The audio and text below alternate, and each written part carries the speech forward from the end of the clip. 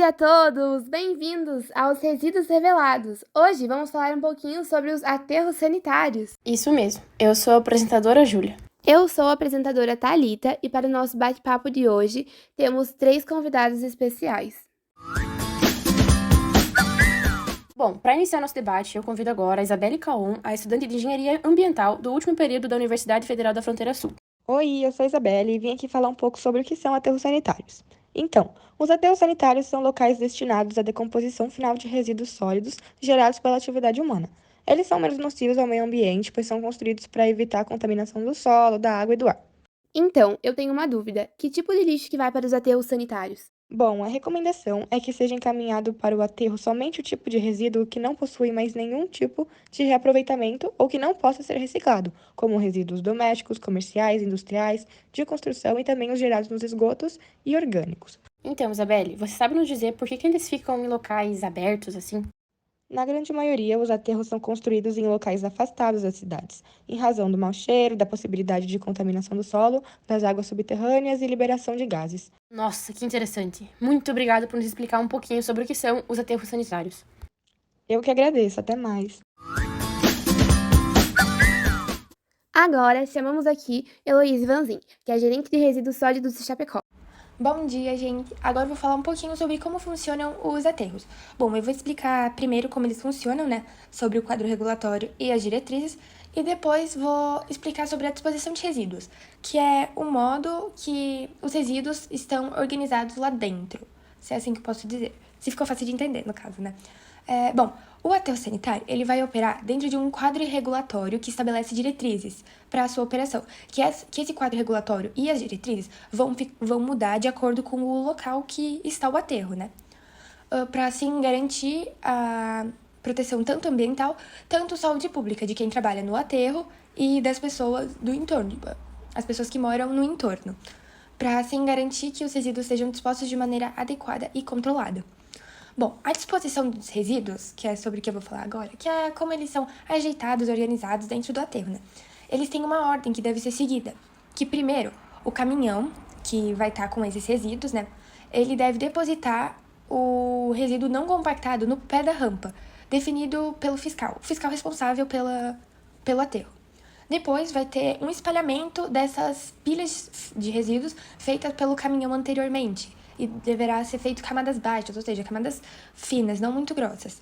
Depois vai ter um processo de compactação com a passagem de um trator de esteira, que vai passar em cima do resíduo de mais ou menos 3 a 5 vezes.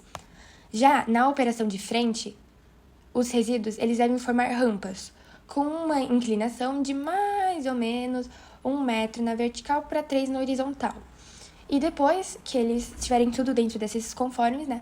Eles vão ser encobertos com terra nos intervalos ou nos encerramentos das operações, onde o equipamento de compactação deve estar permanentemente disposto na frente de operação dos aterros. Ou seja, logo após que for colocado a terra em cima, o caminhão passará novamente para, assim, ficar mais compacto e poder fazer mais camadas, né?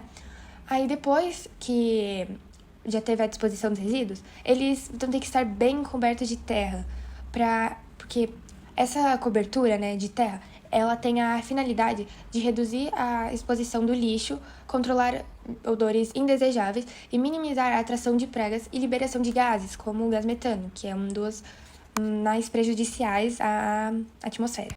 E os restos? O que é feito com o material que sobra? Bom, quando o lixo ele começa a se decompor, vai gerar o chorume. Que o chorume, ele é um líquido escuro produzido pela decomposição da matéria orgânica depositada naquele local, que ele deve ser drenado e tratado com frequência para, assim, garantir a proteção ambiental, evitando a contaminação do solo e principalmente do lençol freático. A água, ela é tratada e reutilizada. Já o lodo, ele vai ser destinado aos aterros por caminhões contratados, podemos dizer. A decomposição do lixo também, ela vai produzir gases, entre eles o gás metano, como eu comentei anteriormente, que é um dos gases mais poluentes. Que, assim, eles são... O gás, no caso, né, ele é coletado e queimado dentro da estação de queima de biogás, localizada dentro dos aterros mesmo. É um local dentro do aterro, especialmente para fazer essa queima do gás metano, que o gás metano ele vai ser destruído. Uma parte vai se transformar em gás carbônico e ser liberado na atmosfera, né? Porque o gás carbônico ele causa menos danos ao meio ambiente, menos danos ao efeito estufa, comparado ao gás metano, que é extremamente prejudicial a tudo. Aí, a outra parte do gás metano, ele é captado e destinado a uma usina termoelétrica movida a biogás, que assim o gás metano, decorrente da decomposição dos resíduos orgânicos, é utilizado no combustível para a geração de energia elétrica. Já no caso dos lixos hospitalares, industriais e de construção, existem aterros sanitários específicos para aquele tipo de lixo, sabe? E tem uma administração privada, que não é a mesma do aterro sanitário, que vai esse lixo orgânico. E que eles vão receber e... Não sei explicar bem os processos, porque não é a minha área. Mas do que eu sei é isso. Nossa, que legal! Obrigada por compartilhar com nós os seus conhecimentos sobre os aterros. A seguir, convidamos a Ana Júlia Scolari Preto, que é professora de Geografia no Colégio Marista São Francisco, de Chapecó. Olá, gente! Vamos falar um pouquinho sobre os problemas gerados nos aterros sanitários. Bom, os principais problemas são poluição do meio ambiente, como vazamento de líquidos e gases, contaminação dos lençóis freáticos e aquíferos subterrâneos, riscos aos animais selvagens, animais contaminados por doenças como leptospirose, peste bubônica, tifo, salmonelose e antavirose.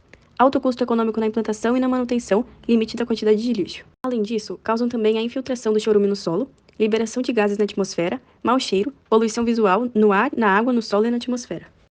Agora, eu quero te perguntar uma coisa que eu estou bastante interessada. Eu ouvi falar que foi realizada uma pesquisa no Colégio Marista São Francisco sobre essa área. Você poderia nos contar um pouquinho de como funcionou? Então, tudo se iniciou com um projeto realizado por estudantes do segundo ano, que sentiram interesse em realizar uma pesquisa sobre os conhecimentos das pessoas dessa área.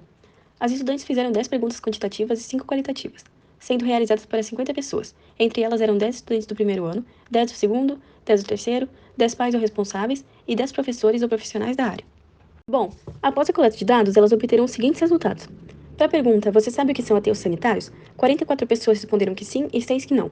Para a pergunta, você sabe que tipo de lixo vai para os aterros? 34 pessoas falaram que sim e 16 que não, sendo a opção mais votada entre o primeiro ano o vidro, entre o segundo o papel e entre as outras pessoas entrevistadas o lixo orgânico.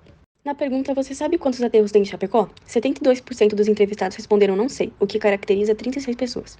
Ao final, nas últimas perguntas, elas concluíram que as pessoas têm um conhecimento parcial de como funcionam os aterros e o que é que tem feito com a sobra dos resíduos depois de um tempo, além das pessoas terem concordado que os aterros devem ser extintos se houver uma maneira melhor de descartar os resíduos.